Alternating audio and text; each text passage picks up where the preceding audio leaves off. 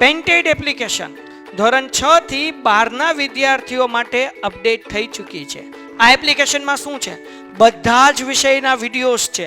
ગુજરાતની best faculty દ્વારા live lectures છે. આઈએમપી પ્રશ્ન છે, ટેસ્ટ સિરીઝ છે અને ગુજરાતના તમામ વિદ્યાર્થીઓ સાથે તમે તમારી કમ્પેરિઝન કરી શકો છો. ગેમિફિકેશન છે અને બીજું ઘણું બધું. તો તમે એપ્લિકેશન ડાઉનલોડ ન કરી હોય તો ડિસ્ક્રિપ્શનમાં લિંક આપી છે. હમણાં જ પ્લે સ્ટોર ઉપર જાઓ અને એપ્લિકેશન ડાઉનલોડ કરો. ઘરે બેઠીને સરસ મજાનું ગુજરાતની જોરદાર ફેકલ્ટી સાથે ભણો, સારા માર્ક્સે પાસ થાઓ. અને પછી આગળથી તેના પસંદગીમાં મુખ્ય કઈ બાબતનું ધ્યાન રહેવું જોઈએ એમ. ઓકે, ચલો અહીંયા ધ્યાન રાખો. હવે ભાઈ આધાર વર્ષ એટલે શું? તો કે આપણને 2 વર્ષ આપ્યા છે. એક છે દાખલા તરીકે મારી આગળ જે ડેટા છે, હું 2016 થી શરૂઆત કરી છે મેં ટ્યુશનની, અત્યારના 2026 થઈ છે. તો મારા ટ્યુશન ક્લાસીસના જે છે એ 10 વર્ષ થયા છે. તો હું મારા આધાર વર્ષ તરીકે 2016 ને રાખું અને પછી 2026ના ડેટા બે મેચ કરું કે ભાઈ 2016માં મારે કઈ બેચમાં કેટલા સ્ટુડન્ટ્સ હતા. તો જે વર્ષને મેં બેઝ યર તરીકે લીધું, પાયાના વર્ષ તરીકે લીધું, એને કહેવાય આધાર વર્ષ. હવે એની પસંદગીમાં કઈ બાબતનું ધ્યાન રાખવું જોઈએ? એને જ્યારે હું ચૂઝ કરું છું કોઈ પણ આધાર વર્ષ તરીકે, તો મારે એવું વર્ષ ન રહેવું જોઈએ કે જે વર્ષની અંદર કોઈ દુર્ઘટના બની હોય, જેમ કે પેન્ડેમિક, કોવિડનો સમય. હવે કોવિડના સમયમાં ટ્યુશન બંધ હતું ને એ વર્ષને હું આધાર વર્ષ તરીકે લઈ લઉં ને અત્યારના 2026 સાથે કમ્પેર કરું તો મને પ્રોપર ડેટા મળે નહીં, પ્રોપર આન્સર ન મળે, યોગ્ય જવાબ ન મળે. તો જ્યારે આધાર વર્ષ પસંદ કરું છું ત્યારે એવું વર્ષ પસંદ નહીં કરવાનું કે જે વર્ષના કારણે, કે જે વર્ષમાં કોઈ દુર્ઘટના થઈ હોય અથવા અછત થઈ હોય અથવા દુકાળ પડ્યો હોય અથવા ધરતીકંપ આવ્યો હોય અથવા તો કુદરતી યા માનવ સર્જિત કોઈ આપત્તિ થઈ હોય. તો આવું વર્ષ મારે પસંદ કરવું જોઈએ નહીં. જો આવું વર્ષ પસંદ કરું તો મને યોગ્ય જવાબ મળે નહીં, યોગ્ય તુલના ન કરી શકું. હું એક્ઝામ્પલ આપીને તમને સમજાવું એટલે વરસદારે સરસ રીતે સમજાય. માનો કે તમે કોવિડ વખતેનું તમે એક્ઝામ્પલ લઈ લો કે ભાઈ સૌથી વધારે કોવિડ વખતે જેના ભાવ હોય એવી વસ્તુ કઈ? પાન માવા. એક માવો કેટલાનો મળતો હતો?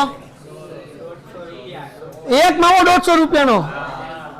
આપણે બહુ વધી જાય આપણે આમ સમજવા માટે રાઉન્ડ ફિગર 50 રૂપિયા રાખો ને, આપણે 50 રાખો, પછી જે હોય. અત્યારે મળે છે 10 રૂપિયાનો. કેટલાનો મળે માવો? 15. હા, જો કઈ કાચી હાડી વાળો. ચલો, તો ભાઈ અત્યારે મળે છે 15 રૂપિયાનો. તો હવે મારે માવાના ભાવની અંદર અથવા તો તમાકુના ભાવની અંદર કેટલો વધારો થયો કે કેટલો ઘટાડો થયો, અગર ઈ મારે કમ્પેરિઝન કરવી છે ને હું કોવિડનું વર્ષ લઉં છું તો મને માવાના ભાવમાં વધારો નહીં મળે, ઉલટો એના કરતા કેવો મળશે? ઘટાડો. તો પ્રોપર આપણને આંકડો મળી શકે નહીં. તો આવું વર્ષ ન લેવું જોઈએ. નોર્મલ વર્ષ લેવું જોઈએ જેમાં કોઈ દુર્ઘટના, કુદરતી કે માનવ સર્જિત આપત્તિ ન થઈ હોય કે જેથી કરીને આપણને યોગ્ય નિચોડ સુધી આપણે પહોંચી શકીએ. હવે વાંચીએ. આધાર વર્ષ એ તે વર્ષ છે કે જેના આધારે અન્ય વર્ષના આંકડાઓની તુલના કરવામાં આવે છે. બરાબર ને? દાખલા તરીકે 2024માં મારી 10th સ્ટાન્ડર્ડની સંખ્યા કેટલી હતી? તો કે ભાઈ હતી 50. અત્યારે કેટલી છે? 100.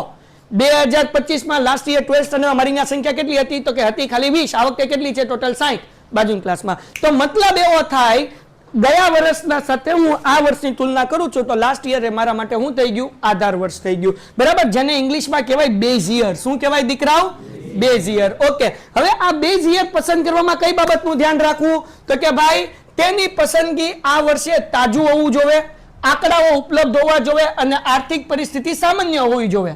બરાબર? આર્થિક પરિસ્થિતિ કેવી હોવી જોઈએ? સામાન્ય. હવે એનો આન્સર આમાં નથી, ઇંગ્લિશમાં કન્વર્ટ કરી નાખશો. આર્થિક પરિસ્થિતિ સામાન્ય એટલે કોવિડ જેવી વસ્તુ ન હોવી જોઈએ, એ સમયમાં કોઈ દુકાળ ન હોવો જોઈએ, એ સમયમાં કોઈ પૂર ન આવવું જોઈએ કે જેથી કરીને આંકડાઓ બહુ વધ્યા હોય અથવા બહુ ઘટ્યા હોય એવી પરિસ્થિતિ હોવી જોઈએ નહીં. એ પસંદ કરવામાં ધ્યાન રાખવું. ક્લિયર છે? કાંઈ અઘરું છે, ગોખવાનું નથી. આધાર વર્ષ કોને કહેવાય? તો કે ભાઈ જે વર્ષની સાથે અત્યારના આંકડા તુલના કરવામાં આવે, કમ્પેર કરવામાં આવે તો એને આધાર વર્ષ કહેવાય. તો કે આધાર વર્ષ કેવું લેવું જોઈએ? તો કે આધાર વર્ષમાં 3 વસ્તુ. એક તો તાજા આંકડા હોવા જોઈએ. હવે 1951 આદા કાદમ વખતનો તમે ડેટા લઈ આવો તો ઈ કાંઈ હાલે નહીં, તાજું હોવું જોઈએ. પછી આંકડા ઉપલબ્ધ હોવા જોઈએ, ગપાટા નહીં મારવાના. એવું વર્ષ લેવાનું કે જેના આંકડા આપણી પાસે હોય. અને ત્રીજી વસ્તુ કે આર્થિક પરિસ્થિતિ કેવી હોવી જોઈએ? સામાન્ય. કોઈ એવી ઘટના ન બની હોય કે જેના કારણે ભાવ સડનલી વધ્યા હોય અથવા ઘટ્યા હોય. ઓકે, આગળ વ્યા જઈએ. સૂચક આંકના લક્ષણો જણાવો, બરાબર ને, જેનો ઇંગ્લિશ શું છે ભાઈ? State the characteristics of index number. Index number કોને કહેવાય? સૂચક આંક કોને કહેવાય? તો પહેલો પોઈન્ટ છે કે તે તુલનાત્મક માપ છે. તુલનાત્મક એટલે કમ્પેરિઝન નંબર છે, કમ્પેરિઝન આંકડા છે. અહીંયા આગળ વાંચીએ તો ભાઈ, બરાબર, the index number is the relative major. બરાબર, રિલેટિવ એટલે બીજા સાથે કમ્પેર કરી શકો. દાખલા તરીકે હું તમને એક્ઝામ્પલ આપું. ગયા વર્ષે પેટ્રોલનો ભાવ કેટલો હતો? તો કે 96. આ વર્ષે કેટલો છે? કે 96. કઈ વધારો થયો નહીં, કઈ ઘટાડો થયો નહીં. ગયા વર્ષે ડોલરનો ભાવ કેટલો હતો? તો કે 84. આ વર્ષે ડોલરનો ભાવ કેટલો છે? તો કે 90 રૂપિયા. કેટલાનો? 89. 90 તો કેટલો વધ્યો? 6 રૂપિયા વધ્યો. તો આ થઈ ગયું તુલનાત્મક, બરાબર ને? તો આપણે તુલના કરી શકીએ છીએ. બીજું, તે સમય સાથે બદલાતું રહે છે. જેમ સમય બદલાય એમ નંબર શું થાય? બદલાય. ક્યાં વધે ભાવ, ક્યાં ભાવ શું થાય? ઘટે. એના પછી તે એકાંક વિના સંખ્યા છે. એકાંક વિના એટલે ભાઈ, હા, it is independent of unit of major. Okay, સમજાવું. કવિ કહેવાય એવું માંગે છે કે દરેક આંકડા ઇન્ડિવિજ્યુઅલ છે, સ્વતંત્ર છે. ગયા વર્ષનો ભાવ ને આ વર્ષનો ભાવ પોતપોતાનું જે છે એ વધારો ઘટાડો દેખાડશે. તે વિવિધ વસ્તુઓના ભાવ કે જથ્થામાં ફેરફાર દર્શાવે છે. સૂચક આંક શું દેખાડે છે ભાઈ?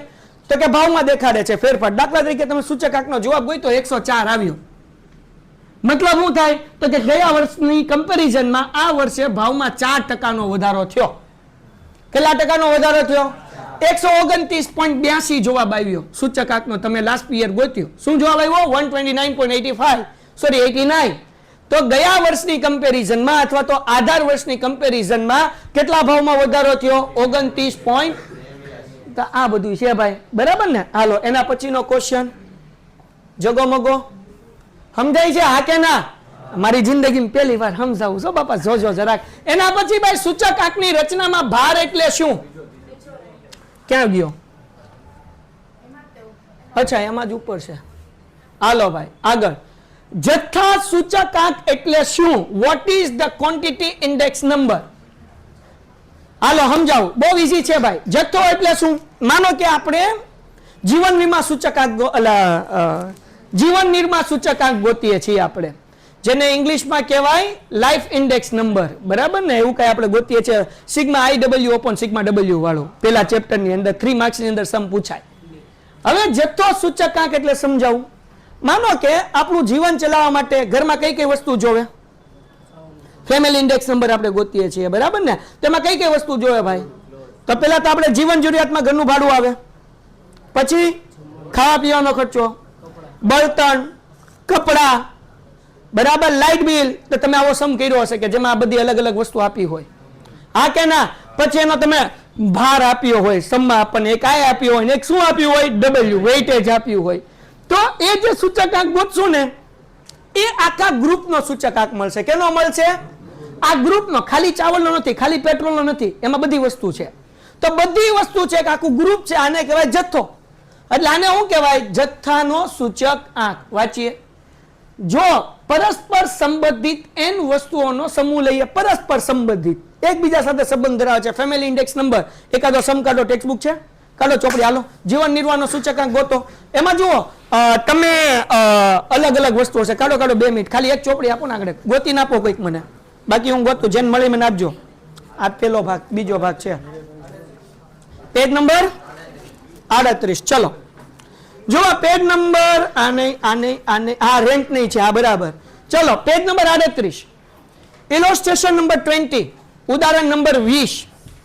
આની અંદર આપણને શું કીધું છે ભાઈ? તો કે ભાઈ જીવન વીમા સૂચકાંક ગોતવાનું છે, ફેમિલી ઇન્ડેક્સ નંબર કરવાનું છે. જીવન વીમા નહીં હો ભાઈ, જીવન નિર્વાહ સૂચક આંક, ફેમિલી ઇન્ડેક્સ નંબર. હાલો જો અહીંયા આમાં આપણને ગ્રુપ આપ્યું છે.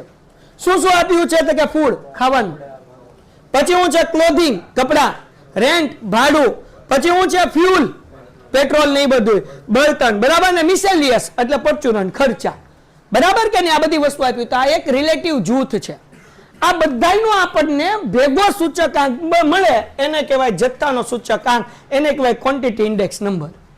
સિમ્પલ થઈ ગયું. તો અહીંયા જો લખ્યું ભાઈ, જો પરસ્પર સંબંધિત n વસ્તુઓનો સમૂહ લઈને તો આ સમૂહમાં આવેલી પ્રત્યેક વસ્તુઓ માટેના જથ્થામાં થતા સાપેક્ષ ફેરફાર માટે અંક શોધી સમગ્ર રીતે રજૂ કરતા મળેલા સરેરાશ માપના સમૂહને જથ્થાનો સૂચકાંક કહેવાય છે. એટલે કે આખા જથ્થાનો, હવે આ વ્યાખ્યા તો તમે જો ને એટલે આમ થાય આમ કે કવિ કેના ક્યાં ચાહતે હોય, તને ભાગ પાડી નાખવાના. વ્યાખ્યા કેમ પાકી કરવાની હું તમને શીખવાડું. જો પરસ્પર સંબંધિત n વસ્તુનો સમૂહ લઈ, એક આપણે n વસ્તુનો સમૂહ લીધો, કપડાં લીધા, મકાન લીધું, રોટી લીધી, XYZ, લાઇટ બિલ, બાઇટ બિલ બધું લીધું. આ સમૂહમાં આવેલી પ્રત્યેક વસ્તુ માટે જથ્થામાં થતા સાપેક્ષ ફેરફાર, જથ્થામાં ફેરફાર, એના ભાવમાં જે ફેરફાર થયો હોય, એની વપરાશમાં જે ફેરફાર થયો હોય, એ આંકડા આપણને સમમાં આપ્યા હોય, આપણે કઈ ગોતવાના હોય નહીં, એ બધો લીધો. એના માટે અંક શોધવો. અંક એટલે આંકડા શોધવા, જે આપણને આપેલો છે, ઓલરેડી ભાર આપેલો છે, એનો ભાવ કઈ આપેલો છે, બરાબર, સમગ્ર રીતે રજૂ કરવાનું. પછી શું કરવાનું, એના સરેરાશ માપ ગોતવાનું. એટલે કે આપણે સૂત્ર મૂક્યું, સૂત્ર મૂકીને આપણે sigma IW upon sigma W કર્યું, આપણે એની સરેરાશ ગોતી, એનો જવાબ ગોત્યો. તો જે જવાબ મળ્યો એને શું કહેવાય, જથ્થાનો સૂચકાંક કહે છે. સમજાઈ ગયું? હાલો, ઇંગ્લિશ મીડિયમ વાળા માટે, for a group of n mutually related item, if an index number is found using relative change in the quantity of each item in that group, then the average of such index number is called the quality index number. બરાબર, quantity index number. Okay, એના એ નીચે એના પછીનો question શું છે ભાઈ? સૂચક આંકની રચનામાં ભાર એટલે શું અને ભારના પ્રકાર જણાવો. What is weight in the construction of index number? State the type of weight. ભાર એટલે શું? ભાર એટલે ગમે ને ગમે ભાર નો આપવાનું હોય. જે જરૂરિયાત જેની વધારે એને ભાર વધારે આપવાનો, જેની જરૂરિયાત ઓછી એને ભાર કેવો આપવાનો? ઓછો આપવાનો. જેમ કે તમે જ્યારે એક્ઝામની તૈયારી કરતા હો તો કયા ચેપ્ટરમાં વધારે ભાર આપો? તો કે જે ચેપ્ટરનું એક્ઝામમાં વેઇટેજ વધારે હોય એમાં તમે વધારે મહેનત કરો, જેનું વેઇટેજ ઓછું હોય એમાં તમે ઓછી મહેનત કરો. બરાબર ને? તો ભાર એટલે શું ભાઈ? તો કે જીવન નિર્વાહ ખર્ચના સૂચક આંકમાં પસંદ થયેલા વસ્તુઓનું મહત્વ એક સરખું હોતું નથી. દાખલા તરીકે આપણા જીવન નિર્વાહમાં કઈ કઈ વસ્તુ જોવે? તો કે ભાઈ સૌથી અગત્યની વસ્તુ છે એ પેલું છે શ્વાસ. દિલ્હીની અંદર કોઈક મને એમ કે તને 10 લાખ રૂપિયા મહિના પગાર આપું, જા, હું ન જાઉં. કારણ કે ત્યાં પોલ્યુશન એટલું છે, મારી 10 વર્ષની ઉંમર ઘટી જાય, મારે કરવાનું. બરાબર? તો સૌથી વધારે કેનું ભાર છે ભાઈ આપણા જીવનની અંદર? તો પેલા વેલા જે છે રોટી, કપડા, મકાન. આમ જ બોલીએ ને, હું બધે બોલીએ આપણે રોટી, કપડા, મકાન. કેમ આપણે એમ નથી બોલતા મકાન, કપડા, રોટી? નહીં, પેલા જરૂરિયાત કેની છે? રોટી. તો રોટીનું ભાર વધારે છે, એનું મહત્વ વધારે છે. ખાવા તો જશે ને, ખાધા વગર હાલશે? એક સમય એવું માની લઈએ કે માણા કપડા પહેર્યા વગર જીવતા, પણ ખાધા વગર જીવતા હે ને? રોટી પછી શું આવ્યું? કપડા. કપડા હશે, ખાવાનું છે તો ભાડાના ઘરમાં રહી રહું, બહાર તંબુ બાંધીને લઈ રહું, ઝાડની નીચે રહી રહું, ગમે એમ રહી તો લેવું ને ભાઈ. હા કે ના? જો આ રોટી આવી ગયું, કપડા આવી ગયું, પછી ત્રીજી કેની જરૂરિયાત છે આપણી? આ રોટી, કપડા, મકાન. એટલે લાઈનમાં બોલીએ, કારણ કે પેલા ભાર કોનું મહત્વ વધારે છે? રોટીનો, હે ને? પછી કયું છે? કપડા. પછી કયું છે? મકાન. ત્રણેયનું હરખું મહત્વ નથી. તો દરેક વસ્તુનો ભાર હરખો હોય. ભાર એટલે મહત્વ, ઇમ્પોર્ટન્સ. ભાર એટલે વજન નહીં. આંકડાશાસ્ત્રની ભાષામાં ભાર એટલે મહત્વ, ઇમ્પોર્ટન્સ. બરાબર? હવે આ મહત્વના આધારે તેના અંક નક્કી કરવામાં આવે છે, જેને શું કહે છે ભાઈ? ભાર. હવે ભારના પ્રકાર આમાં આપ્યા નથી. ભારના પ્રકાર કયા છે ભાઈ? ઇંગ્લિશ તારે બોલવાનું. ઇમ્પ્લિસિટ. હાલો લાવો ઓલું સારાંશ કાઢો ભાઈ, પેજ નંબર 31. Page number 31. પેલા ગુજરાતીમાં સમજાઈ દઉં. ઓકે, ગર્ભિત ભાત. હાલો હાલો હાલો, સમજાઈ ગયું. ગર્ભિત ભાર અને સ્પષ્ટ ભાર. ગર્ભિત એટલે તમે જે સમજો એ નહીં, જેને કહેવાય છુપો ભાર. કેવો ભાર કહેવાય? છુપો ભાર, હે ને? તો હવે જરાક વાંચી લઈએ. ભાર આપવાની આ પરોક્ષ રીત છે. આ પદ્ધતિ મુજબ સૂચકાંકમાં રચાયેલા કોઈ પણ વસ્તુ જેટલી જાત પસંદ કરવામાં આવે તેટલો તેને ભાર ગણાય છે. આ પ્રકારના ભારને સંખ્યામાં દર્શાવી શકાતો નથી.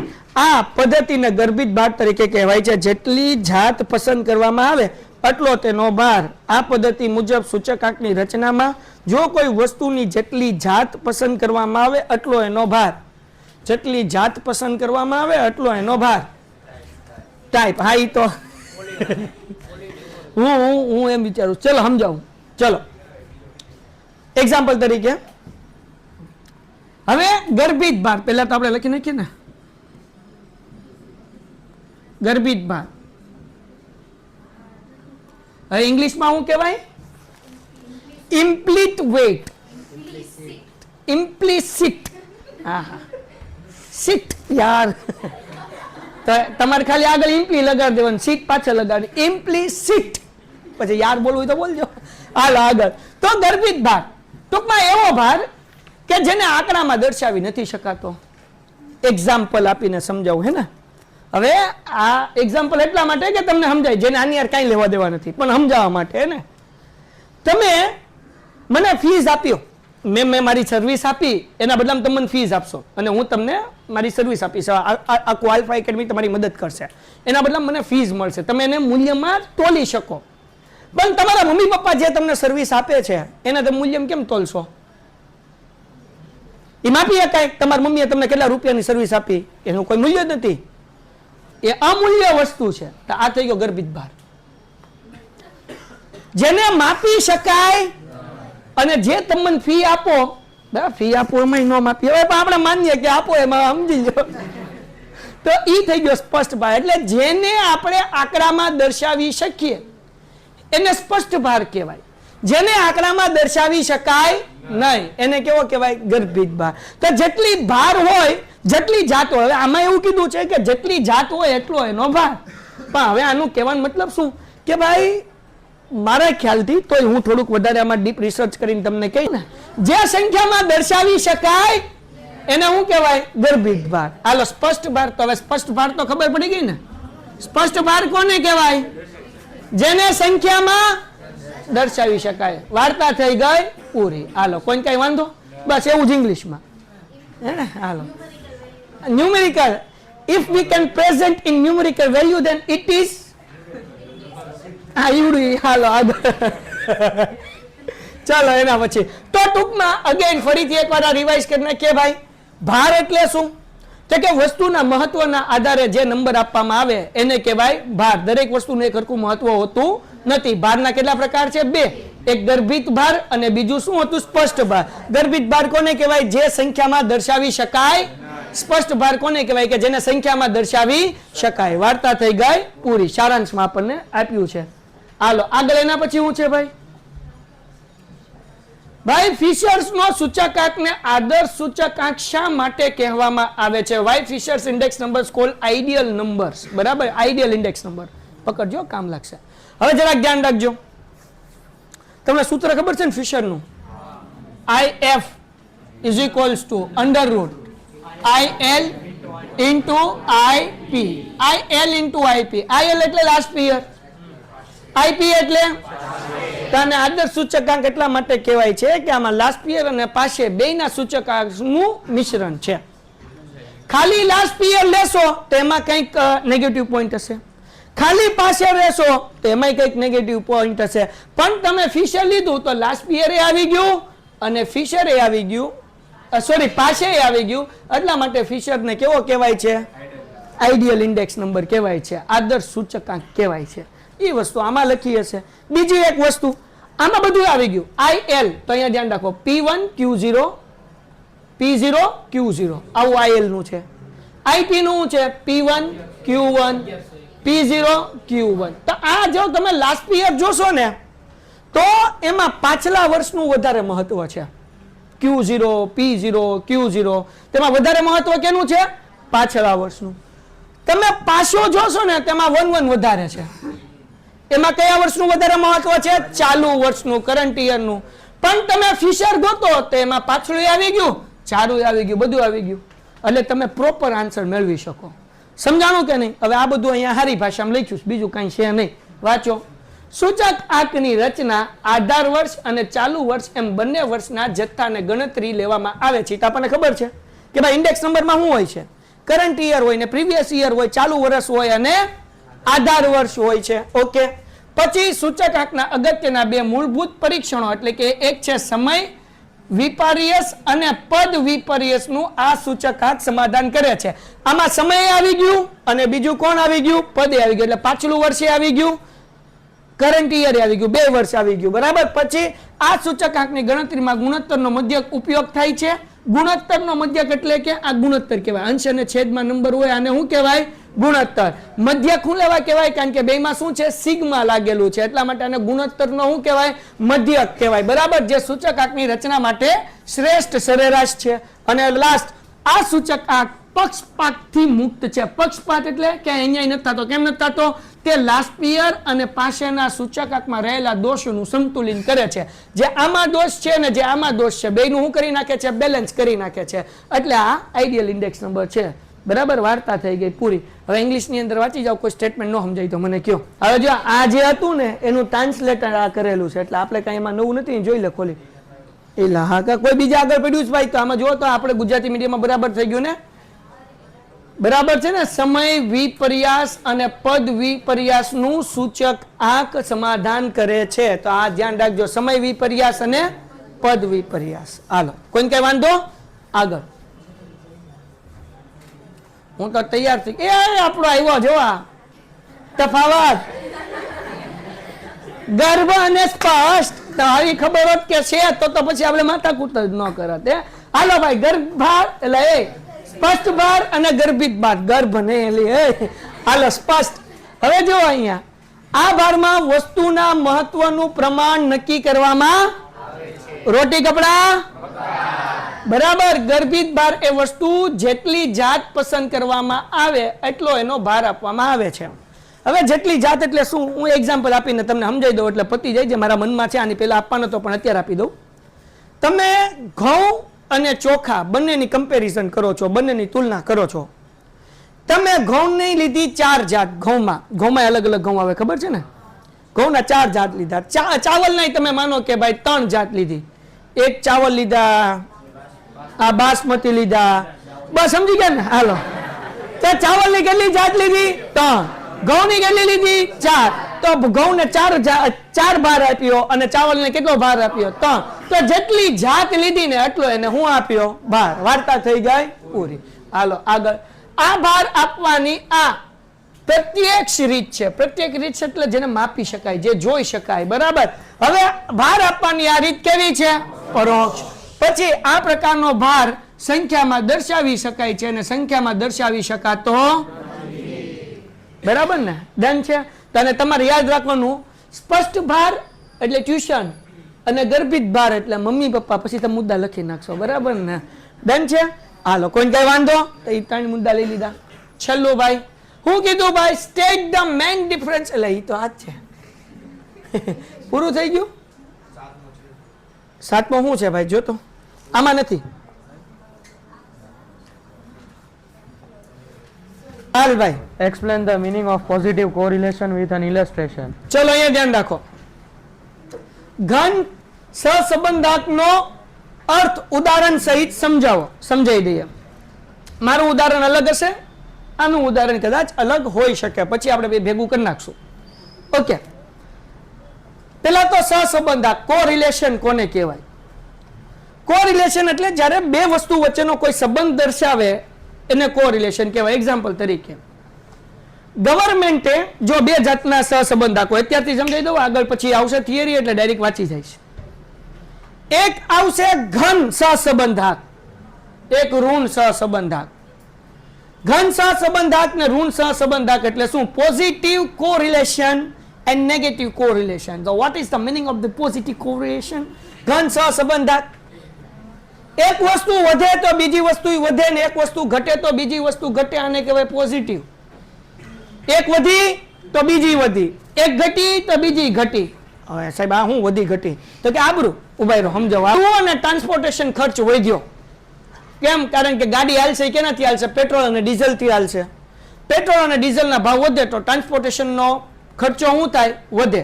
એક વધ્યું, બીજું તે વધ્યું. ઓકે. આને કહેવાય ઘન સહસંબંધાંક. સંપૂર્ણ ઘન સહસંબંધાંક પણ આને કહી શકાય, જે આગળ આવશે. બરાબર? આગળ જોતા હશું. હવે સહસંબંધાંક એટલે તો ખબર પડી ગઈ. સહસંબંધાંક એટલે એક વસ્તુ વધવાના કે ઘટવાના કારણે બીજી વસ્તુ વધે અથવા ઘટે. દાખલા તરીકે તમારી એજ અને તમારી હાઈટ વચ્ચે સહસંબંધાત છે. જેમ તમારી એજ વધશે તો એક ઉંમર સુધી તમારી હાઈટ શું થયા કરશે? વધશે. મેચ્યોરિટી શું થયા કરશે? વધશે. પછી અમુક લોકોને આપણે બાકાત કરીએ કે આમાંથી હાઈટ વધે પણ મગજ ન વધે, મેચ્યોરિટી તો બાળક જેવી જ રહે. આપણે કોઈ નામ લેતા જ નથી, ખાલી આપણે આમ જોઈએ બરાબર ને. બાકી સમજવા વાળા તો બધું સમજી જ જાય છે હે ને હંસામાસી. હાલો આગળ રહ્યા જાય એટલે પણ હું એને પૂછું છું એનું હું લેવા સમજે છે. હાલો ચલો અહીંયા ધ્યાન. તો ભાઈ ખ્યાલ આવ્યો ને કે એક સહસંબંધાત કોને કહેવાય કે એક વસ્તુ વધવા અને ઘટવા સાથે બીજી વસ્તુમાં વધારો અથવા ઘટાડો થતો હોય આને કહેવાય કોરિલેશન, સહસંબંધાત. નીચે કઈ અગત્યનું હોય તો ન્યા જો. હાલ એ ઓલા માઇક આપતો એ કઈક અગત્યનું વાંચે છે. આપું માઇક. તો અહીંયા હું સારાંશ જ સમજાવું છું મારા બાપ. વાંચવાથી આવડતું હોય તો બાર વિયો તો વાંચી લે, તમારે સામું છો બરાબર. કારણ કે મારા લેક્ચરમાં નીચે જેવું પાપ છે. શું છે? હા, મારા બાપા મને ખીજાય, મારા બૈરી મને ઘરમાંથી કાઢી મૂકે ને રાત્રે ખાવાનું ન આપે. એટલે અહીંયા ધ્યાન. હાલો અહીંયા જુઓ. હાલો માથા ભરે છે એલા તમને હવે શું કેવું મારે હવે તો ભાઈ થોડીક લાગણી સમજો મારી. આગળ હાલો. તું કઈ કેતી નહીં હોય પોગાડી દઈ છે. હાલો હા બોલ બોલ. પણ તું મને રહેવા નહીં દે, ખવડાવી દે એવું છે. તો હવે જયારે એવું થાય કે હું તને ફોન કરી દઈ બરાબર ને. હાલો આપણે કાંઈ નહીં ભાઈ, કઈ કરે છો આજ કર, તારા ઘરે આવું ને તારા મમ્મી ને ઓલું કરીને કે ઝોમેટો કરી નાખજે, હમણાં 8:30 વાગે ખાઈ લઈ બરાબર ને. હાલો કેટલા રેડી છે ભાઈ? લગન તો મારા જ થયા કા.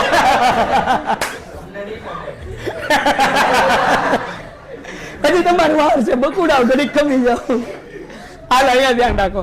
તો દોસ્ત હવે ઘન સહસંબંધાત નો અર્થ તમને સમજાઈ ગયું? ધન ધન ના સમજાઈ ગયું ને? ધન. હાલો સહસંબંધાતમાં કોઈને કઈ ડાઉટ? પાક્કું 100%. વાંચીએ હવે.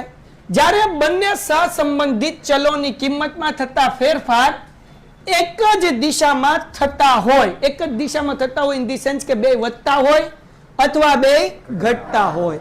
વધવાનું તો એક્ઝામ્પલ આપ્યું કે પેટ્રોલ ડીઝલ નો ભાવ વધે એટલે વસ્તુના ભાવ વધે. ઘટવાનું એક્ઝામ્પલ આપો તમે. એક વસ્તુ ઘટે તો આપણે બહુ ઘરેલું વ્યવહારિક એક્ઝામ્પલ લઈએ. કપાસિયા તેલ છે,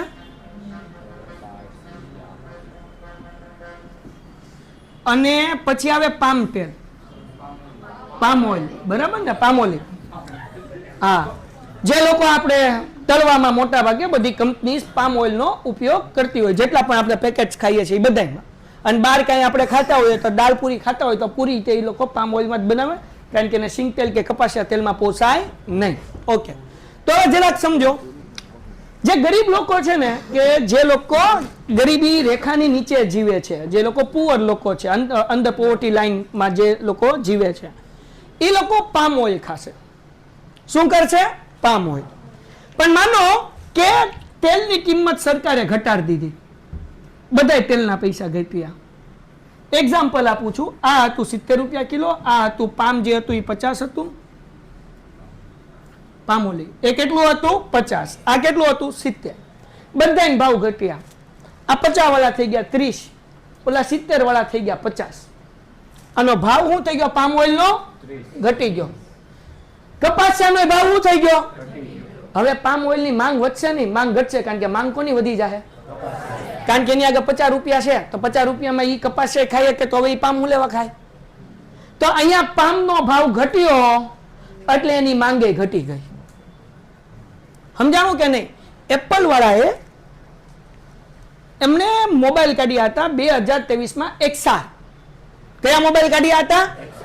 એ કાઢ્યા હતા 30,000 રૂપિયાના ભાવમાં આઈફોન. તો હવે 30,000 રૂપિયાનો મોબાઈલ કાઢ્યો આઈફોન, રેડ કલરના યલો કલરના, તમે ગૂગલમાં ફોટો સર્ચ કરશો એટલે તમને મળી જશે. 28-30,000 રૂપિયાની પ્રાઇસમાં. એનું લોજિક એવું હતું કે જે નોર્મલ લોકો છે ને એ એપલ લઈ શકે એટલે એપલનું વેચાણ વધે. પણ આ એને બેકફાયર થયું, વેચાણ વધ્યું નહીં, વેચાણ ઘટ્યું. કેમ વેચાણ ઘટ્યું? કારણ કે એપલ 25,000 રૂપિયાના મળવા માંડ્યા, તો જે પ્રીમિયમ લોકો હતા કે નહીં એપલ લેતા બંધ થઈ ગયા. કારણ કે બધા લોકો એપલ વાપરવા મળ્યા, તો કે હવે એપલ તો નોર્મલ થઈ ગયો. તો એપલ વાળાને 1 વર્ષ પછી સેલ ડાઉન ગયો એટલે રિયલાઇઝ થયું કે આપણે આ મોબાઈલ બંધ કરી દેવા પડશે તો આપણા પ્રીમિયમ મોબાઈલ વેચાય ને કે પ્રીમિયમ મોબાઈલ નહીં વેચાય. એટલે એ સેલ શું કરી દીધું? બંધ કરી દીધું. તો તમે જ્યારે બિઝનેસની અંદર કામ કરતા હશો તો કેટલાક નિર્ણય તમારે લેવા પડે. હું મારું એક્ઝામ્પલ આપું? ઓકે, આપી દો. હું તો ઈદ મેઘાણી સર છું જે તમારી સામે છું. ઓકે, કોવિડ પછી જ્યારે ટ્યુશન શરૂ કર્યું ત્યારે 2 જણા હતા. કેટલા જણા હતા? હવે સંખ્યા તો ભેગી કરવી. 2 જણા હતા જે જૂના હતા એ આવ્યા. મારે ઘર હતી 150 લોકોની સંખ્યા. એટલે મેં બેનર માર્યા કોવિડ જાન્યુઆરીમાં ઓપન થયું એટલે કે ભાઈ 8 સ્ટાન્ડર્ડ ગુજરાતી મીડિયમ અને 9 સ્ટાન્ડર્ડ ગુજરાતી મીડિયમની ફી મહિને 500 રૂપિયા અને 10 સ્ટાન્ડર્ડની 700 રૂપિયા. એટલે આપણને એમ કે 500 રૂપિયા એટલે કાંઈ ન કહેવાય એડમિશનની, તો લાઈન લાગશે. ન લાગી. 8 સ્ટાન્ડર્ડમાં 4 છોકરાઓ, 9 સ્ટાન્ડર્ડમાં 3 છોકરાઓ, 10 સ્ટાન્ડર્ડમાં 6 છોકરાઓ. અને હું ઇંગ્લિશ મીડિયમ કરાવતો હતો 800 ને 1200માં. એટલે હું બેઠો નાકરાણી સાહેબ આગળ, સાહેબ મેં એડવર્ટાઇઝમેન્ટ કરી, આટલા ભાવ રાખ્યા. પેન્ટેડ એપ્લિકેશન ધોરણ 6 થી 12ના વિદ્યાર્થીઓ માટે અપડેટ થઈ ચૂકી છે. આ એપ્લિકેશનમાં શું છે? બધા જ વિષયના વિડીયોઝ છે. ગુજરાતની બેસ્ટ ફેકલ્ટી દ્વારા લાઈવ લેક્ચર્સ છે. આઈએમપી પ્રશ્ન છે, ટેસ્ટ સિરીઝ છે અને ગુજરાતના તમામ વિદ્યાર્થીઓ સાથે તમે તમારી કમ્પેરિઝન કરી શકો છો. ગેમિફિકેશન છે અને બીજું ઘણું બધું. તો તમે એપ્લિકેશન ડાઉનલોડ ન કરી હોય તો ડિસ્ક્રિપ્શનમાં લિંક આપી છે. હમણાં જ પ્લે સ્ટોર ઉપર જાઓ અને એપ્લિકેશન ડાઉનલોડ કરો. ઘરે બેઠીને સરસ મજાનું ગુજરાતની જોરદાર ફેકલ્ટી સાથે ભણો, સારા માર્ક્સે પાસ થાઓ. પણ સંખ્યા તો મારી આગળ બધી થઈને અત્યારે 1 મહિનામાં 50 જ થઈ. આનું કારણ હું સમજાતું નથી. હું બેસ્ટ કરાવું છું તો કે કારણ એ છે કે તારી પ્રાઇસ. પણ કારણ હું કીધું કે તારા કેટલા ટીચર છે? મેં કીધું એટલા ટીચર છે. ખર્ચા નહીં કામ? કીધું નહીં, ક્યાં તો વિલો વિલ થાય, ક્યાં ઘટે, પગાર આપીએ, ભાડું આપીએ, ખાલી થઈ જાય. તો કે તું છોકરાઓને મટીરિયલ કે એવું શું આપે? કંઈ નહીં. Extra lecture? મેં કીધું એટલું બધું નહીં, કારણ કે વિલો વિલ બધું હાલે કેમ કરું? તો કે પહેલી સ્ટ્રેટેજી યાદ રાખ, પ્રીમિયમ કામ કરવું હોય ને તો એટલીસ્ટ આટલા પૈસા લે કે તારા ખર્ચા નીકળે ને પાછળ પ્રોફિટ વધે. મેં કીધું અમારે અહીંયા એક બાજુમાં વડવામાં ટ્યુશન છે, 9000માં ભણાવે છે. હું ફી કરીશ તો મારે કેટલી કરવી જોઈએ? સાહેબ કે ડબલ. મેં કીધું નો આવે છોકરાઓ. તો કે એનું જો એનો માઇનસ પોઈન્ટ હું છે અને પછી બધું સુધારી નાખ અને પ્રાઇસ ડબલ કરી નાખ. આવું મને સાહેબે શીખવાડી. હું ગયો, એના છોકરાઓ પકડ્યા. એમાંથી એક આનો ભાઈ મોટો એ લક્ષમાં જતો, બરાબર ગયેલો છે એને. એના ભાઈ અરે હું 1.5 કલાક બેઠો. મેં કહ્યું બોલ આમાં શું કરાવે, કેમ કરાવે, કઈ રીતે કરાવે, સમજાવતા. પછી બાજુમાં એક બીજું ટ્યુશન, આ શું કરાવે? તો કે આ તો કે લોટ પાણીના લાકડા. અહીંયા તો કે ભાઈ એક બીજું શિશુ વિહારમાં ટ્યુશન છે, એમાં શું કરાવે? તો કે આ. મેં કીધું ઓકે. તો મેં કીધું બધે હાલે છે આ, તો કે આપણે આ નથી કરવાનું. તો આપણે શું કરવાનું? તો કે આપણે આ ને આ કરવાનું. પૈસા કર્યા ડબલ, આ કર્યું, આ બંધ કરી દીધું, આપણું હાલવા માંડ્યું. તો ભાવ ઘટાડવાથી સેલ વધુ ન થાય, સર્વિસ સારી આપવાથી સેલ વધુ થાય. અન્ડરસ્ટેન્ડ? ખાલી ભાવ વધારવાથી કામ ન થાય. હું તમને એક એક્ઝામ્પલ આપું. હજી આ સહસંબંધા કેટલા માટે સમજાવું કારણ કે જીવનમાં જરૂરી છે. પછી ફટાફટ આગળ યોજો ને કે ટાઈમ પૂરો થઈ જશે. સેમસંગ વાળા, સેમસંગ નો કોઈ પ્રીમિયમ મોબાઈલ પરચેસ ન કરે. પ્રીમિયમ જે લોકોને લેવું છે એ લેશે એપલ. સેમસંગ વાળા કે ભાઈ એપલ વાળાના 70,000 લાખ 1.5 લાખના મોબાઈલ વેચાય તો અમારા કેમ નથી વેચાતા? એટલે એ લોકોએ રિસર્ચ ટીમ બેઠાડીને એમને જોયું કે ભાઈ મોબાઈલ કેમ નથી વેચાતા? તો કે તમારો મોબાઈલ શરૂ થાય 7,500 રૂપિયાથી એન્ડ્રોઈડ, અને સારામાં સારો 25-30, અને એની ઉપર જેને ખર્ચો કરવો એની સેમસંગમાં ખર્ચો નહીં કરી એપલમાં ખર્ચો કરશે. કેમ? તો કે ભાઈ સેમસંગ જે છે ને એ સસ્તું અને રિલાયેબલ છે, ચાઇનીઝમાં નથી જવું, એ લોકો પરચેસ કરવા માટે વિચારે. ઓકે, તો કે શું કરવું, કેમ સેલ વધારવું, સહસંબંધા કેમને જોયો? તો કે ઓકે, જે લોકો આઈફોન ખરીદે છે 60,000 ઉપર, 70,000 ઉપર, લાખ રૂપિયા 1.5 લાખ રૂપિયાનો ખર્ચો કરે છે, એ લોકોને શું જોવે છે? તો એ લોકોએ જોયું કે સૌથી સારી જોવે છે ડિઝાઇન. શું જોવે છે? આઈફોનની શું સારું છે? ડિઝાઇન. બીજું તો કે કેમેરા. ત્રીજું તો કે નવી ટેકનોલોજી. તો હવે એ નવી ટેકનોલોજી ઉપર કામ કરવાનું શરૂ કર્યું. આઈફોન સોરી સેમસંગે 2000 અરાઉન્ડ 22-23 માં પેલો ફોલ્ડ મોબાઈલ લોન્ચ કર્યો કે નહીં? પછી એમને સિરીઝ બાલ પાડી અલ્ટ્રા S22 થી લગભગ શરૂઆત કરી. 22, 23, 24, 25 અત્યારે કયું હાલે છે? 26 હાલે છે મે બી. 25 હાલે છે. અને ફોલ્ડ કયો હાલે છે? 7 હાલે છે કે નહીં? તો એમણે આ અલ્ટ્રા સિરીઝ જે બહાર પાડી અને ફોલ્ડ જે બહાર પાડ્યો એ સહસંબંધાક ગોઈતો કે ભાઈ એપલ વાળાનું હું લેવા વેચાય, તો કે આ રીઝનના કારણે વેચાય, અમે આ આપશું એટલે અમારું સેલિંગ થશે. ને અત્યારે મોટા પ્રમાણમાં લોકો, જેટલા લોકોને પોતાની પ્રીમિયમનેસ દેખાડવી છે, એ બધા ફોલ્ડ ફોન યુઝ કરે. એ આઈફોન નથી યુઝ કરતા. હવે ધીમે ધીમે લોકો શું કરે છે? ચેન્જ, ફોલ્ડ તરફ જાય છે. બીજી વસ્તુ, કરંટ ટેકનોલોજી AI. એપલ વાળા નો નાખ્યું, સેમસંગ વાળાએ AI નાખી દીધું. બધી વસ્તુમાં AI. હું આમના કેમેરાની અંદર માઇક વગર વિડીયો ઉતારું તો બેકગ્રાઉન્ડ નોઇઝ બધો દૂર થઈ જાય એક જ મિનિટમાં, એક જ ક્લિકમાં, વિધાઉટ એની સોફ્ટવેર. આવા ઘણા બધા ફીચર્સ એમને લોન્ચ કરી દીધા. એટલે લોકોને મળ્યું, સારી ડિઝાઇન મળી, સારું કેમેરા મળ્યું, સારો સોફ્ટવેર મળ્યો, પ્રીમિયમ મળ્યું. એટલે મોટા ભાગનો કસ્ટમર જે એપલ તરફ જતો હતો હવે ક્યાં વયો ગયો? તો સહસંબંધાક ગોતતા આવડવું જોઈએ. કો રિલેશન, લોકોને શું જોવે છે, મારે શું આપવું, તમારો બિઝનેસ ગ્રો થઈ જશે. ડન છે? એક નાની હજી એક્ઝામ્પલ આપી દઉં, હજી એક આપી દો હે ને. કાળુભાઈ દાળપુરી વાળાની લારી છે વાસણઘાટમાં. એ બે ભાઈઓ ભેગા હતા. એમાંથી એક ભાઈ છૂટો પડીને ગયો સુરત. સુરતમાં એમનું હાયલું હશે, ટૂંકમાં મજા ન આવી, XYZ જે કઈ રીઝન હતું, એ લોકો આવ્યા ભાવનગર. હવે બે ભાઈઓ તો અલગ થઈ ગયા હતા. એટલે બીજો ભાઈ જે સુરત થી પાછો આવ્યો, એમને પોતાની દાળપુરીમાં એક અલગ દુકાન કરી કાળા નાળામાં. ઓકે, કાળા નાળામાં દુકાન કરી. વાસણઘાટમાં જોરદાર હાલે, જક્કાસ હાલે, લાઈનમાં તમારો વારો આવે. પણ કાળા નાળામાં કસ્ટમર ઉભાઈ નો રેખાવા હતું. એટલે એક દી હું ગયો, મને કીધું કે સાહેબ આમ કેમ? હા એટલે આમાં ભાઈબંધ જેવું છે એમ. એટલે મેં કીધું ભાઈ તમારે જોવું પડે, પણ મને એક વસ્તુ લાગે છે, ખાલી એક જ વસ્તુ મેં કીધું હતું કે ડીશ જે છે ને વાસણઘાટમાં એટલી ડીશમાં દાળ અને પૂરી આપે ને વર્ષોથી આપે છે. એક જ વસ્તુ ચેન્જ કરી એમને. કાળા નાળાની અંદર અમે દાળ પૂરીની લારી છે. એ દાળ પૂરીની લારી મોટી ડીશમાં દાળ આપે અને પૂરીની સાઈઝ કેવી હોય? થોડીક મોટી હોય. ઓલું એટલી વાટકીમાં દાળ પૂરી આપે. તમને ચેન્જ કર્યું, દાળ પૂરીની મોટી ડીશ આપી. આનો સ્વાદ તો પહેલેથી સારો હતો જ. તે એક વસ્તુ ચેન્જ કરવાના કારણે અહીંયા લાઈન શરૂ થઈ ગઈ. આ થઈ ગયો સહસંબંધાક. કો રિલેશન તમારે ગોતવું પડે કે માણાને હું જોવે છે. સમજાણું કે ન સમજાણું? ખ્યાલ આવ્યું કે નહીં? તો આ બધી વસ્તુ જે છે ને એ ખાલી આંકડા શાસ્ત્ર કે સ્ટેટિસ્ટિક માટે નહીં. મારી દુકાને 3 જણા ઊભા રહી છે, ઓલાની દુકાને 10 જણા ઊભા રહી છે, તો આ પણ આંકડા શાસ્ત્ર છે, સ્ટેટિસ્ટિક છે કે એવો કયો સંબંધ છે કે ત્યાં 10 છે મારી ત્યાં 3 છે, 7 જણા કેમ ઓછા છે? એ ગોતો અને ગેપ ફિલ કરો, સંખ્યા વધી જશે. તો આ ભણવાનું ખાલી સમ કરવામાં નહીં, મગજથી પણ. ઓકે, તો હવે અહીંયા શું છે ભાઈ? ફેરફાર કેમાં થતો હોય? એક જ દિશામાં, એક ડિરેક્શનમાં ફેરફાર થતો હોય. ક્યાં તો બે વધતા હોય, ક્યાં તો બે ઘટતા હોય. એટલે એક ચલમાં વધારો થાય અને સંબંધિત બીજા ચલમાં પણ વધારો થાય. પેટ્રોલના ભાવ વધ્યા તો મોંઘવારીના દરમાં શું થયો? વધારો થયો. એક ચલ વધ્યું તો બીજું ચલ, ચાલ એટલે વસ્તુ, બરાબર ને? ઓકે, જો એક ચલની કિંમત ઘટે તો બીજી વસ્તુ એ શું થાય? ઘટાડો થાય. મેં તમને કીધું કે ભાઈ આ પામ ઓઇલના ભાવ ઘટ્યા તો એની ડિમાન્ડ એ તે શું થઈ ગઈ? ઘટી ગઈ. એટલે એક વધ્યું, બીજું વધ્યું, એક ઘટ્યું, બીજું ઘટ્યું. તો આને શું કહેવાય ભાઈ? બે ચલ વચ્ચે કેવો સંબંધ છે?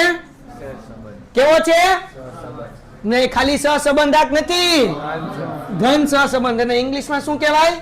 Positive correlation. હા, પોઝિટિવ કોરિલેશન. બે વધે અને બે ઘટે. હા,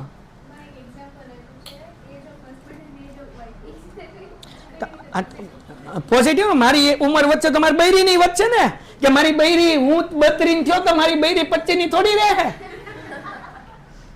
તો ઈ વચ્ચે ને એને જયારે હું લગ્ન કરી લાવ્યો ને ત્યારે 22 ની હતી અને હું 24 નહોતો, તો હું વધ્યો તો ઈ વચ્ચે ને. સમજાણું કે નહીં? નકર તો હું તો ગઢો થઈ જાય. વેલા હાલો તો એક સમજી લીધું તો બીજું તો સમજવાની કઈ જરૂર નથી.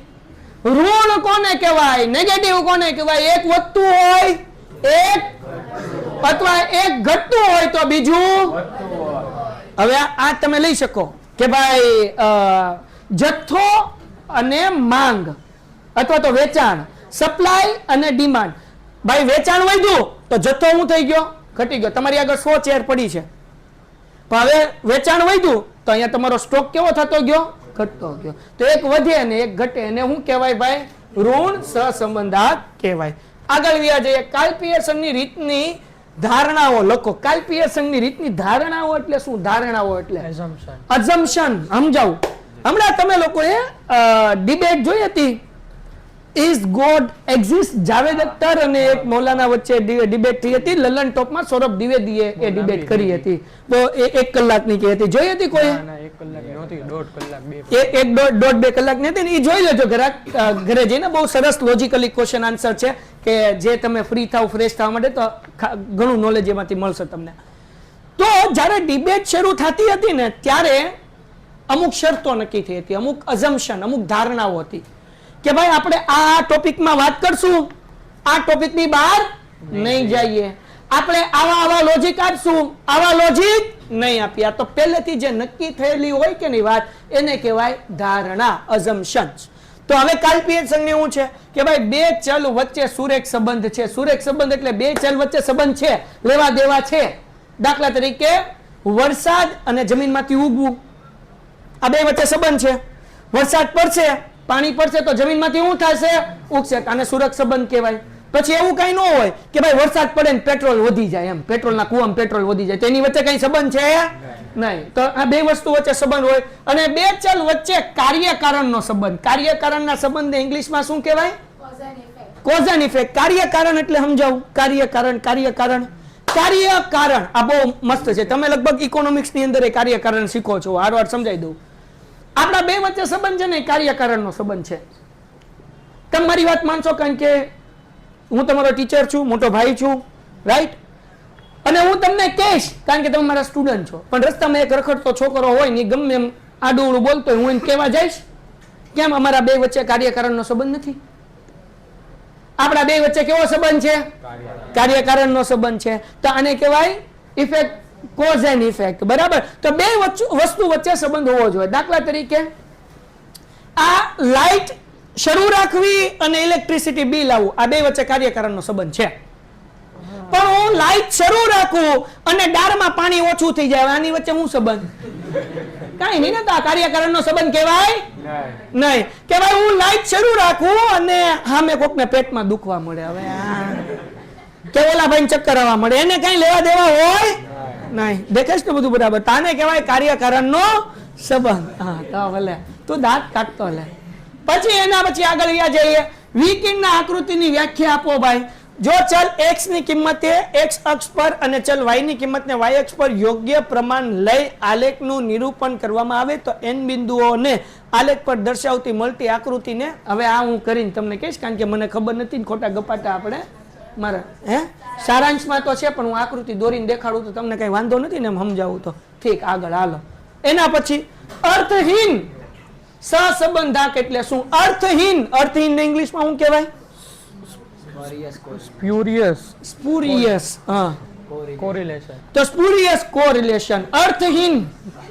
બરાબર ને? દાખલા તરીકે અર્થહીન સહસંબંધાક કહો. દાખલા તરીકે મજા આવશે આ કોમેડી, મને મસ્ત મગજમાં આવ્યું. જો હું અને મારી પ્રિયતમા છે, બરાબર? હું અને કોણ? મારી, જેને ઇંગ્લિશમાં ડાર્લિંગ કહેવાય. બરાબર? એટલે તો દાંત આવ્યા, પ્રિયતમા કીધું તો એટલા બધા ન આવ્યા, હે ને? હવે અમે બે છીએ ને આમ રિલેશનમાં છીએ નહીં પણ છીએ, સમજો. તમારું તો ન અપાય ને ભાઈ, મારું અપાય એમ. હાલો આગળ. તો અમે બે રિલેશનમાં છીએ, હે ને? હવે તાવ એને આવે છે અને દુઃખ મને થાય છે. થાય કે ન થાય? થાય સાહેબ, થાય. આવું થાય. હજી તમને ધીરે ધીરે તમારી હગાઈ થાય ને પછી તમને ખબર પડશે શું થાય એમ.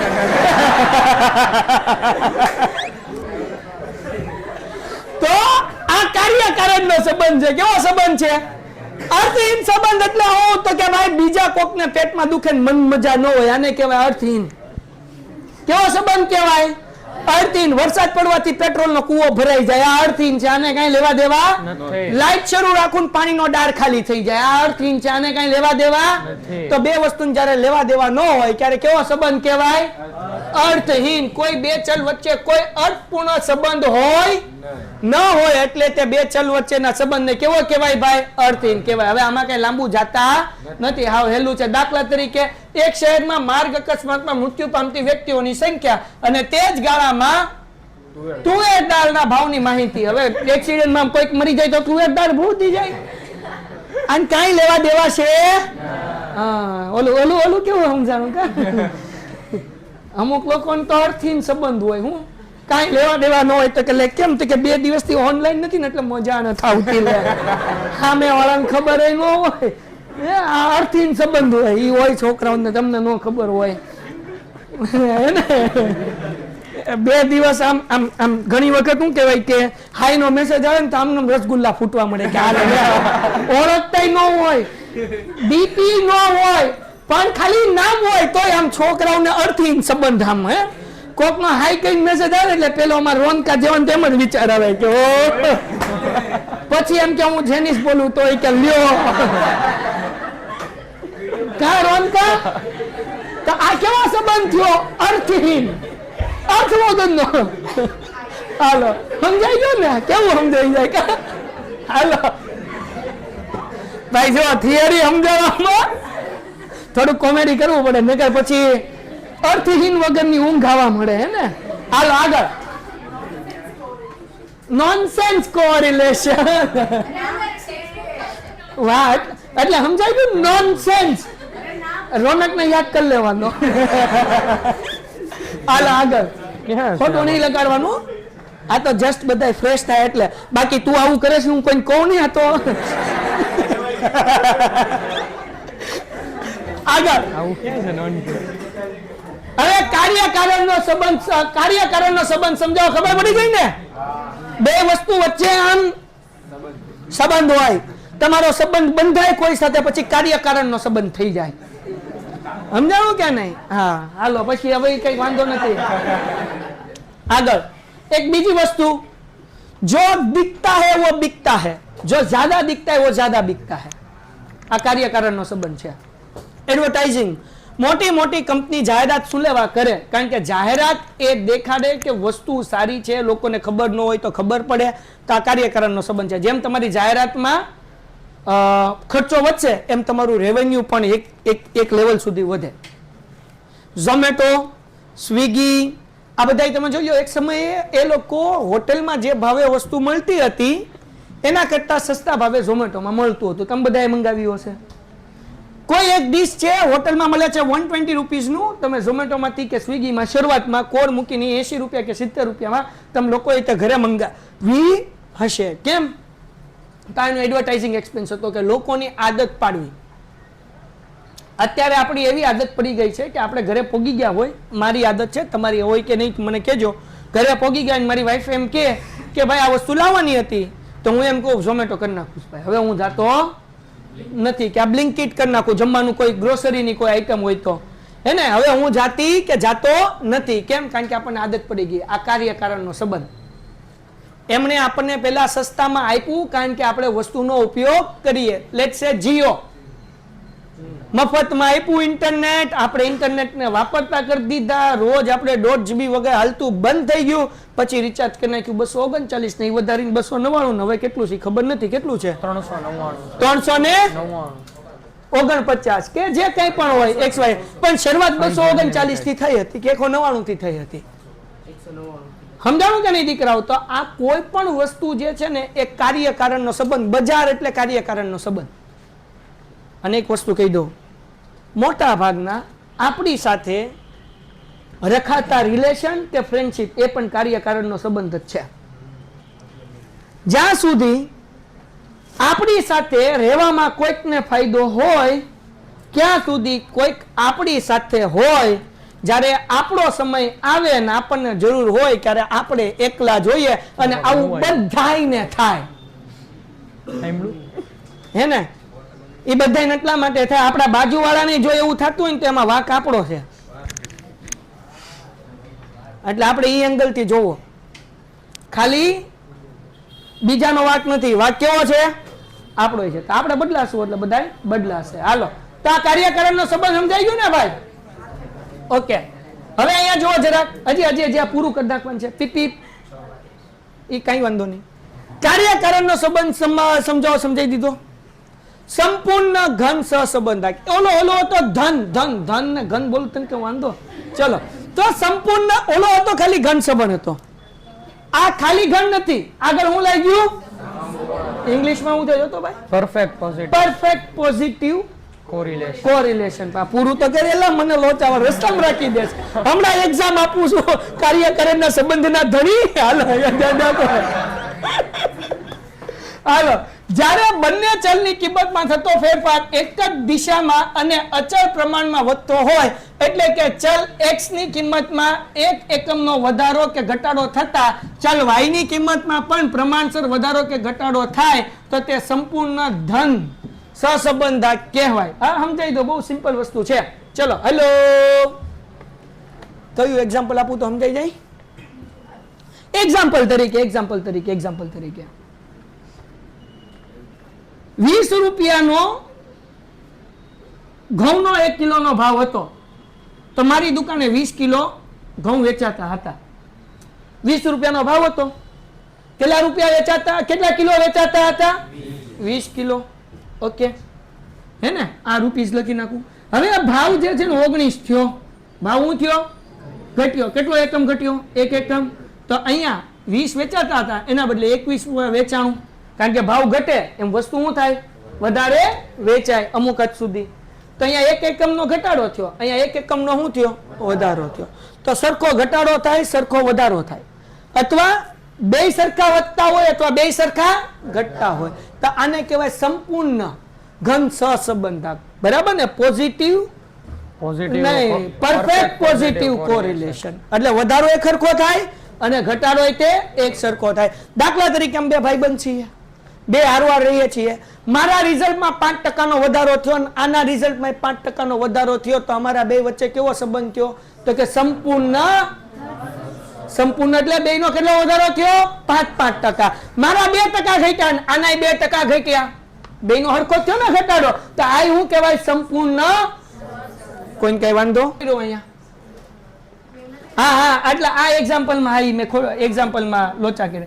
એ ભાઈ, આ એક્ઝામ્પલમાં ઈ જોવાનું કે એક ઘટે તો બીજું ઘટે, એમ વધે તો બે વધે, અને એક વધે ને એક ઘટે, આમ ઉપર નીચે ત્રાજવું થાય, તો એને શું કહેવાય? સંપૂર્ણ ઋણ. દાખલા તરીકે મારા 2% રિઝલ્ટમાં વધારો થયો, આના 2% ઘટાડો થયો. બે ને જો બે હજી હરખું સમજાઈ દઉં. એક છે સંપૂર્ણ ઘન, વધે તો બે વધે, ઘટે તો બે ઘટે. સંપૂર્ણ ઋણ એટલે કે પરફેક્ટ નેગેટિવ. બરાબર?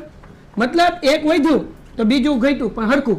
મારા 82% થયા, આના 80 થયા, મારા 2 વધ્યા, આના 2 શું થયા? ઘટ્યા. બરાબર? અથવા બીજા પહેલાનું ઘટ્યું હોય તો બીજાનું વધે, આને કહેવાય સંપૂર્ણ ઋણ.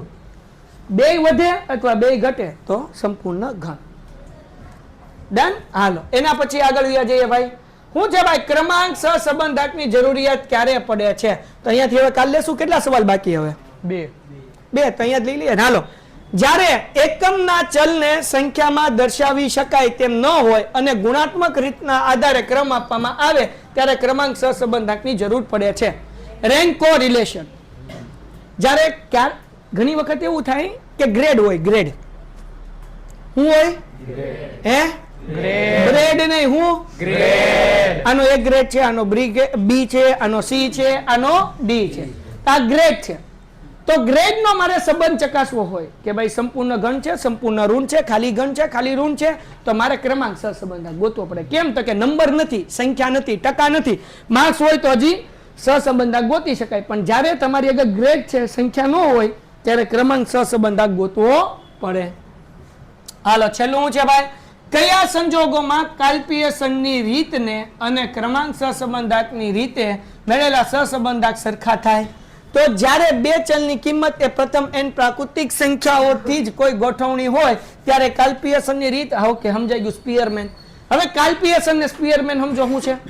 કાલ્પિયસન એટલે r ના 3 સૂત્ર x - x બાર y - y બાર, બીજું સૂત્ર n સિગ્મા xy, ત્રીજું સૂત્ર n સિગ્મા uv. એ ત્રણેય સૂત્ર કોના છે? કાલ્પિયસનના. સ્પીયરમેન એટલે ક્રમાંક સહસંબંધક એટલે કે d વાળું rx માઇનસ. તો આ બેયનો જવાબ ક્યારે સરખો આવે? તો કે બેયના આંકડા પ્રાકૃતિક સંખ્યા હોય. પ્રાકૃતિક એટલે નેચરલ નંબર હોય ક્યારે બેયનો આન્સર કેવો આવે? સરખો આવે. બેયમાં 1 2 3 4 5 6 હોય, આમાં 1 2 3 4 5 6 હોય, x માં આમાં એવી રીતના હોય, તો એ બેયનો જવાબ કેવો આવે? સરખો આવે. નકર સરખો આવે નહીં. વાર્તા થઈ ગઈ પૂરી. 2 ચેપ્ટરની થિયરી ઢૂંઢ. પેન્ટેડ એપ્લિકેશન ધોરણ 6 થી 12ના વિદ્યાર્થીઓ માટે અપડેટ થઈ ચૂકી છે. આ એપ્લિકેશનમાં શું છે? બધા જ વિષયના વિડીયોઝ છે. ગુજરાતની બેસ્ટ ફેકલ્ટી દ્વારા લાઈવ લેક્ચર્સ છે, IMP પ્રશ્ન છે, ટેસ્ટ સિરીઝ છે અને ગુજરાતના તમામ વિદ્યાર્થીઓ સાથે તમે તમારી કમ્પેરિઝન કરી શકો છો. ગેમિફિકેશન છે અને બીજું ઘણું બધું. તો તમે એપ્લિકેશન ડાઉનલોડ ન કરી હોય તો ડિસ્ક્રિપ્શનમાં લિંક આપી છે, હમણાં જ પ્લે સ્ટોર ઉપર જાઓ અને એપ્લિકેશન ડાઉનલોડ કરો. ઘરે બેઠીને સરસ મજાનું ગુજરાતની જોરદાર ફેકલ્ટી સાથે ભણો, સારા માર્ક્સે પાસ થાઓ.